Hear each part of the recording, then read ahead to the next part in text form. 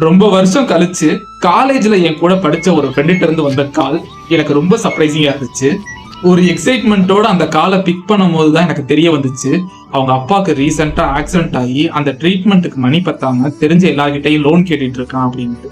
என்னால அந்த டயத்துல முடிஞ்ச அமௌண்ட்டை ரெடி பண்ணிட்டு நேர்ல போய் ஹாஸ்பிட்டல்ல கொடுக்கும் போதுதான் ஒரு விஷயத்த நோட்டீஸ் பண்ணேன். I really felt very bad.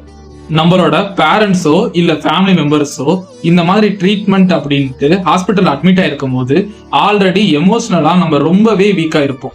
இந்த எமோஷனலி வீக் பத்தாது அப்படின்ட்டு பினான்சியலா அந்த டயத்துல நமக்கு ஏகப்பட்ட பேர்டன் இருக்கும். ஒரு ஹாஸ்பிட்டல் அட்மிட் ஆயிட்டாங்கன்னா அந்த ஹாஸ்பிட்டல்ல என்ன பில் வருதோ அதை எப்படியாவது நம்ம ரெடி பண்ணி பே பண்ணியே ஆகணும். இந்த மாதிரி குரூசியலான டயத்துல ஹாஸ்பிட்டல் பில் 5 லட்சம் வருதோ 10 லட்சம் வருதோ எப்படியாவது ரெடி பண்ணி பே பண்ணிடுறோம். ஆனா ஒரு ப்ராப்பரான ஹெல்த் இன்சூரன்ஸ் பாலிசி எடுக்கிறோமான்னா 70% பேர் இதை எடுக்கிறது கிடையாது. அந்த ஹாஸ்பிட்டல்ல அழுதுகிட்டு இருந்த நிறைய பேர்கிட்ட நான் போய் பேசும்போது அவங்க என்கிட்ட சொன்னது, ஒரு ப்ராப்பரான மெடிக்கல் இன்சூரன்ஸ் எடுக்காம விட்டுட்டோம், அதுதான் எங்க லைஃப்லயே நாங்க பண்ண ஒரு பெரிய மிஸ்டேக் அப்படின்னு தான். லைஃப் ஒரே மாதிரி ஸ்மூத்தா எல்லாருக்கும் போகாது. அதுக்கான பேக்கப்பை ரெடி பண்ணி வச்சுக்கோங்க.